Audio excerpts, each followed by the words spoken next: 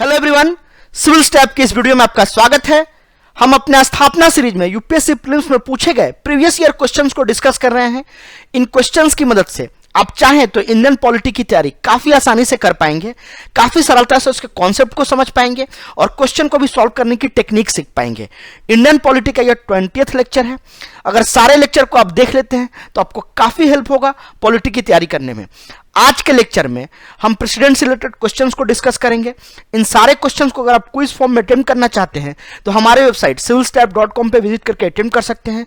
वहां से इस पूरे लेक्चर का पीडीएफ डाउनलोड कर सकते हैं, साथ ही साथ आप अपना वहां स्कोर भी देख सकते हैं। तो चलिए स्टार्ट करते हैं आज का लेक्चर।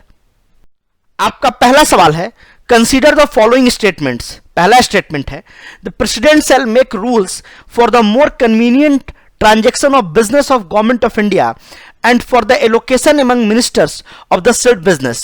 Second statement है, the executive action of government of India shall be expressed to be taken in the name of prime minister. आपको बताना है कि इन दोनों स्टेटमेंट्स के बारे में कौन सा स्टेटमेंट सही है।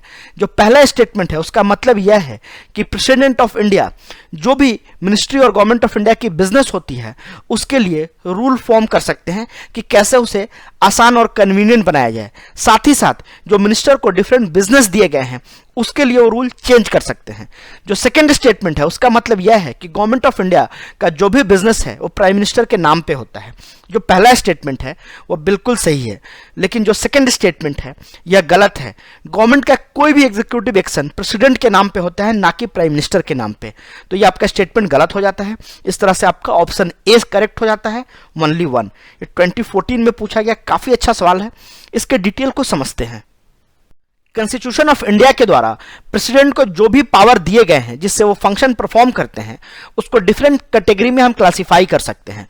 पहला है एग्जीक्यूटिव पावर, फिर लेजिस्लेटिव पावर है, फाइनेंशियल पावर है, जुडिशियल पावर है, डिप्लोमेटिक पावर्स है, मिलिट्री पावर्स हैं और इमरजेंसी पावर्स हैं।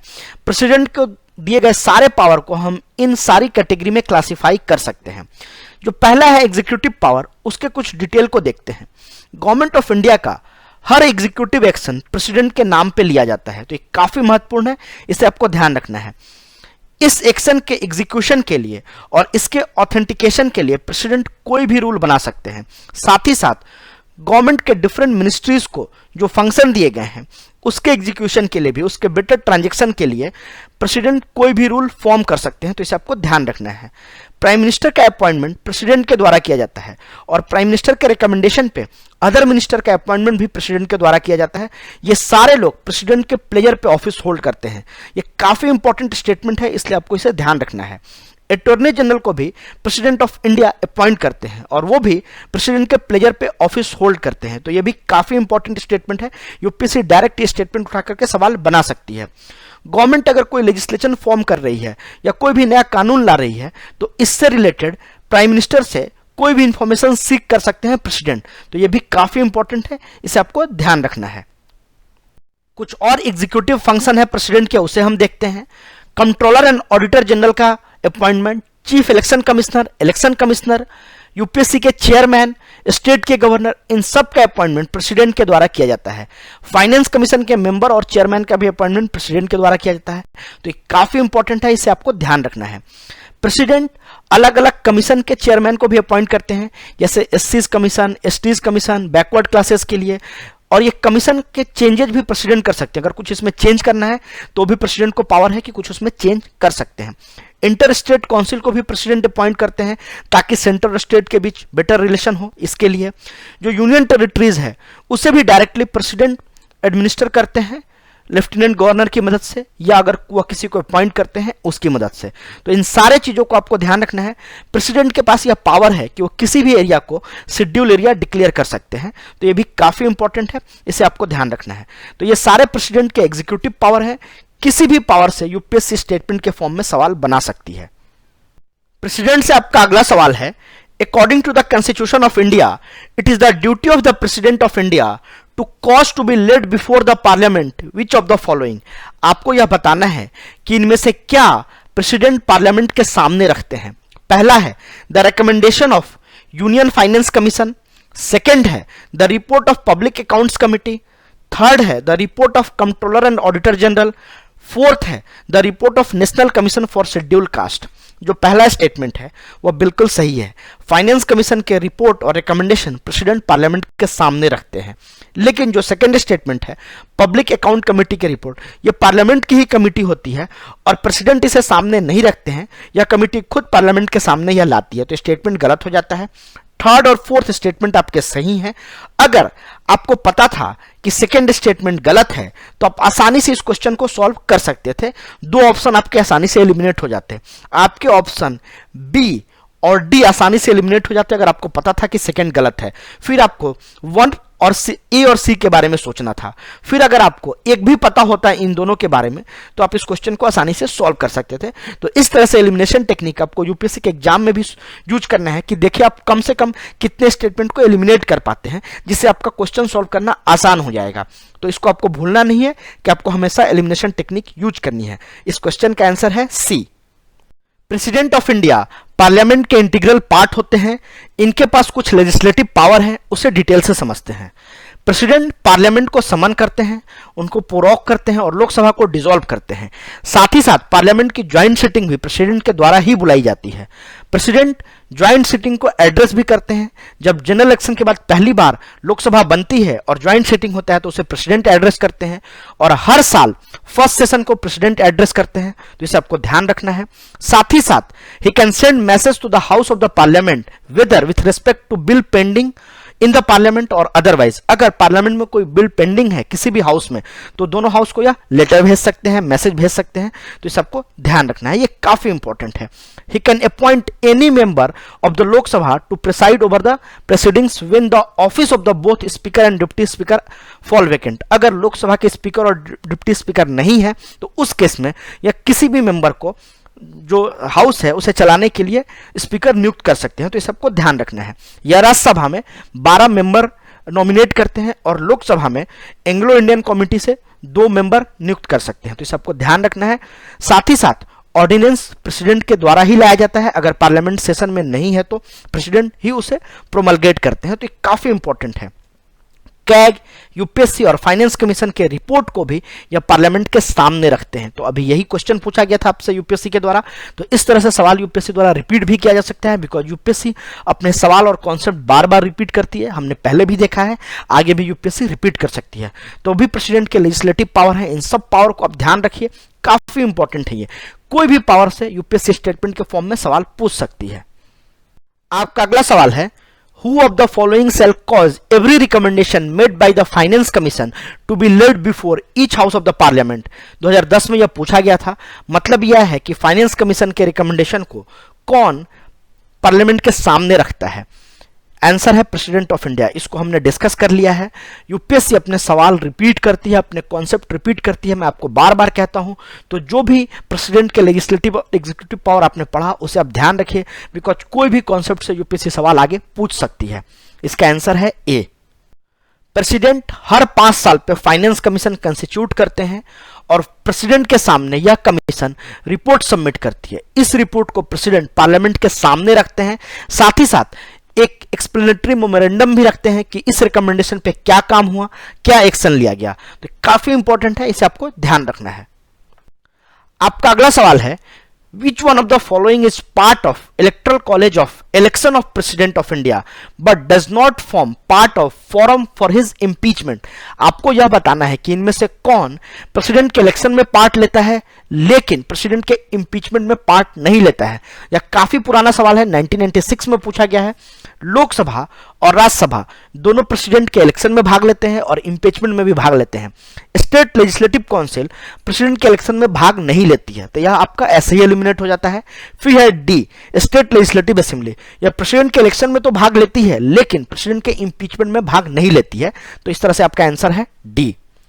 इसके डिटेल को देखते हैं। कॉन्स्टिट्यूशन के आर्टिकल 52 से 78 के बीच यूनियन एग्जीक्यूटिव की बात कही गई है। यह कॉन्स्टिट्यूशन का पार्ट 5 है।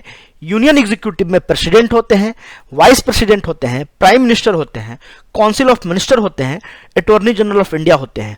यह काफी इंपॉर्टेंट है, इसे आपको ध्यान रखना है, बिकॉज यूपीएससी आपसे सवाल पूछ सकती है कि यूनियन एग्जीक्यूटिव के कौन कौन पार्ट हैं।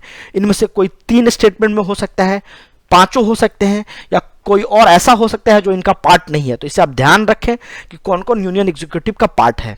प्रेसिडेंट स्टेट ऑफ इंडिया का हेड होता है, वह भारत का पहला सिटीजन होता है, साथ ही साथ वो यूनिटी के सिंबल को रिप्रेजेंट करता है, इंटीग्रिटी के सिंबल को रिप्रेजेंट करता है। तो ये काफी इंपॉर्टेंट फैक्ट है, इसे आपको ध्यान रखना है। प्रेसिडेंट का चुनाव डायरेक्टली लोगों के द्वारा नहीं किया जाता है, इलेक्टोरल कॉलेज की मदद से प्रेसिडेंट का चुनाव किया जाता है। और इस कॉलेज में होते हैं पार्लियामेंट के दोनों हाउस के इलेक्टेड मेंबर, स्टेट असेंबली के मेंबर इलेक्टेड मेंबर, जो यूनियन टेरिटरीज की लेजिस्लेटिव असेंबली है उसके इलेक्टेड मेंबर। तो इसे आपको ध्यान रखना है कि सबके इलेक्टेड मेंबर ही सिर्फ प्रेसिडेंट के इलेक्शन में पार्ट लेते हैं।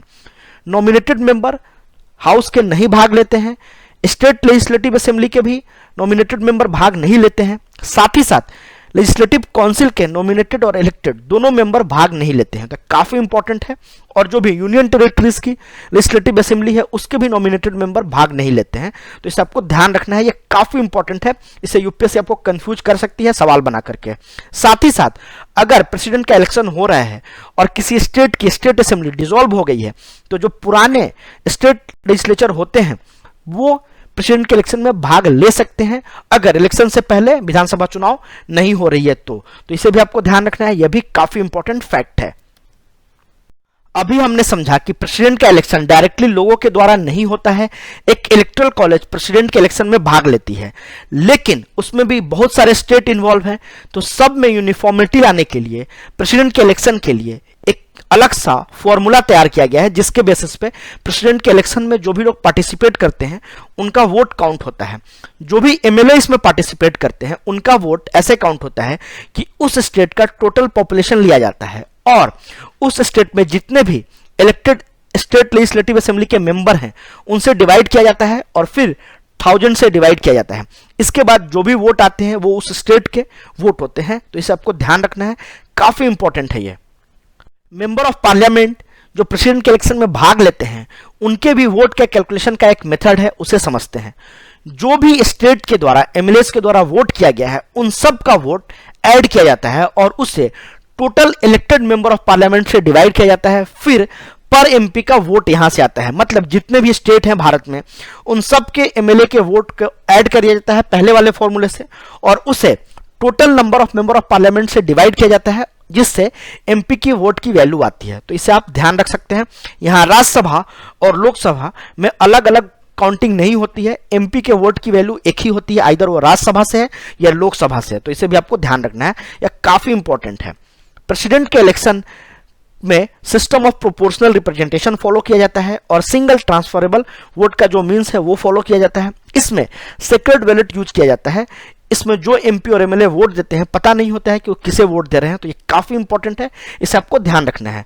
इससे रिलेटेड अगर कोई डिस्प्यूट होता है तो उसकी सुनवाई सुप्रीम कोर्ट में होती है, सुप्रीम कोर्ट का डिसीजन फाइनल होता है। तो ये सारे इंपॉर्टेंट फैक्ट ध्यान रखें।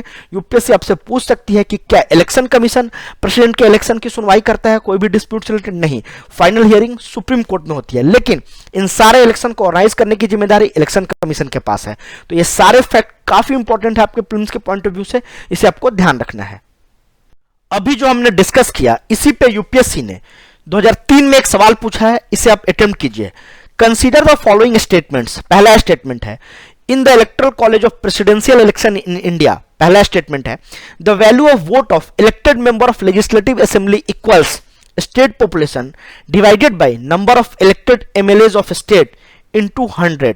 अगर आपको याद हो तो हमने डिस्कस किया था यहाँ 100 नहीं 1000 होता है, तब जाके एमएलए के वोट की वैल्यू काउंट होती है। जो सेकेंड स्टेटमेंट है the value of vote of elected member of parliament equal to total value of votes of all elected MLAs divided by total number of elected MPs. यह बिल्कुल सही है।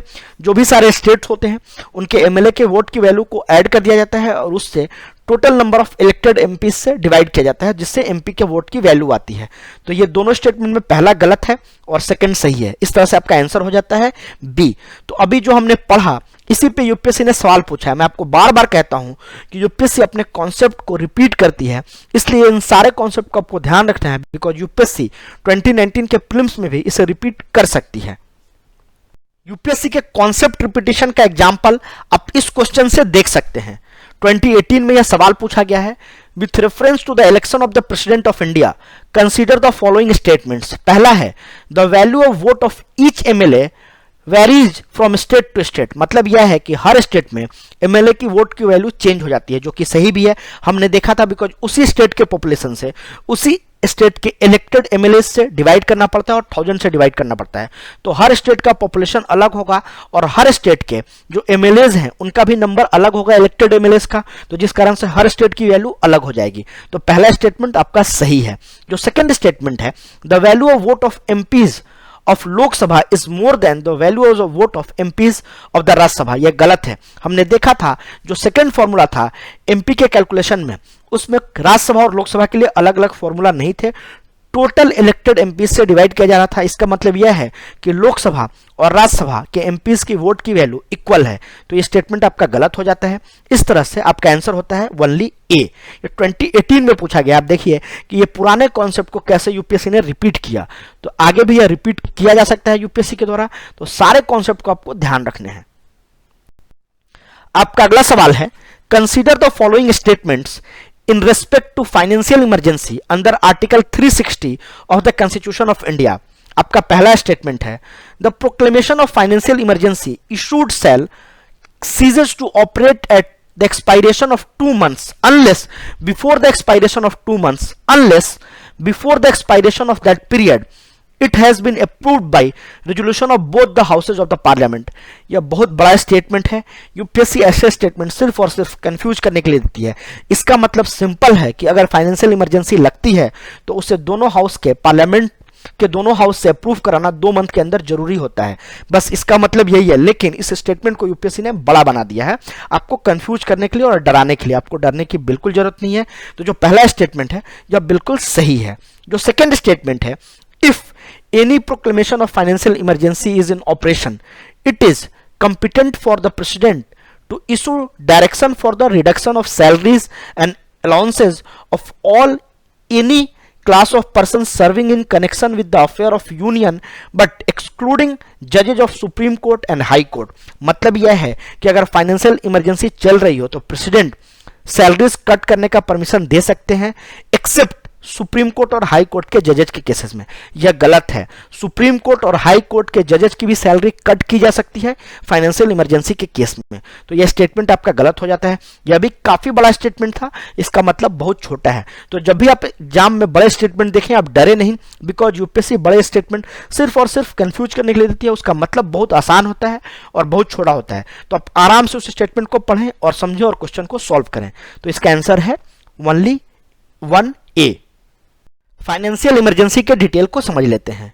Constitution के article 360 के द्वारा प्रेसिडेंट को यह पावर दिया गया है कि प्रेसिडेंट भारत में फाइनेंशियल इमरजेंसी लगा सकते हैं अगर वह सेटिस्फाइड होते हैं कि भारत की फाइनेंशियल स्टेबिलिटी खतरे में है और भारत का क्रेडिट खतरे में है। उस केस में इस संदर्भ में 2 कॉन्स्टिट्यूशनल अमेंडमेंट किए गए हैं, उसे समझ लेते हैं। सबसे पहले 38th कॉन्स्टिट्यूशनल अमेंडमेंट 1975 में किया गया था। इसमें यह कहा गया था कि प्रेसिडेंट अगर फाइनेंशियल इमरजेंसी लगाते हैं तो वो किसी कोर्ट में चैलेंज नहीं किया जाएगा प्रेसिडेंट के सेटिस्फैक्शन को। लेकिन इस प्रोविजन को 44th कॉन्स्टिट्यूशनल अमेंडमेंट 1978 के द्वारा डिलीट कर दिया गया। उसमें यह कहा गया कि प्रेसिडेंट का सेटिस्फैक्शन बियॉन्ड जुडिशियल रिव्यू नहीं है, उसे जुडिशियली रिव्यू किया जा सकता है। तो इंपॉर्टेंट प्रोविजन है, इसे आपको ध्यान रखना है।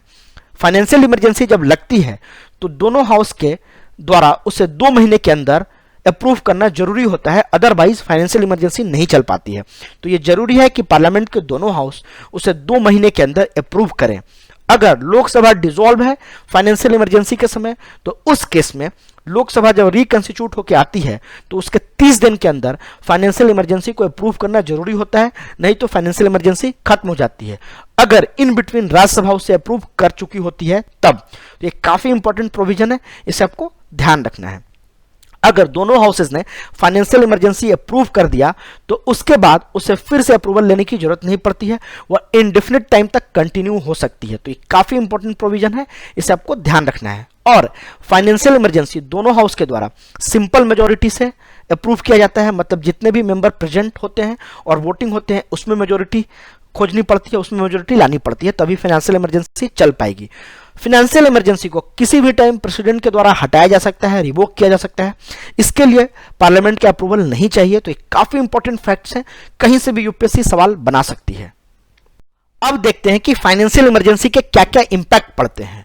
अगर फाइनेंशियल इमरजेंसी लग जाती है तो प्रेसिडेंट किसी भी स्टेट को किसी भी तरह का डायरेक्टिव इशू कर सकते हैं, किसी भी मिनिस्ट्री को डायरेक्टिव इशू कर सकते हैं, किसी भी सेंट्रल गवर्नमेंट एम्प्लॉय की सैलरी कट की जा सकती है, स्टेट गवर्नमेंट एम्प्लॉय की सैलरी कट की जा सकती है।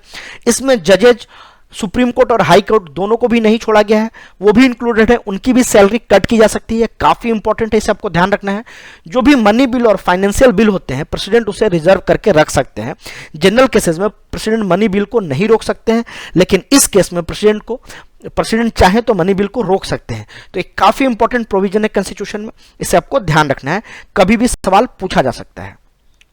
होप आपको यह वीडियो अच्छा लगा तो इसे लाइक करें, कमेंट में बताएं हमारे इस सीरीज से आपकी प्रीलिम्स की तैयारी करने में कैसे मदद मिल रही है। हमारे चैनल को सब्सक्राइब करें, साथ ही साथ डिस्क्रिप्शन बॉक्स में हमारे टेलीग्राम चैनल का भी लिंक है, आप चाहें तो उसे भी सब्सक्राइब कर सकते हैं। इन क्वेश्चंस को अगर आप क्विज फॉर्म में अटेम्प्ट करना चाहते हैं तो हमारे वेबसाइट civilstype.com पे विजिट करके आप अटेम्प्ट कर सकते हैं, वहां से इस पूरे लेक्चर का PDF डाउनलोड कर सकते हैं। साथ ही साथ आप चाहें तो अपना वहां स्कोर भी देख सकते हैं। Thank you and happy learning.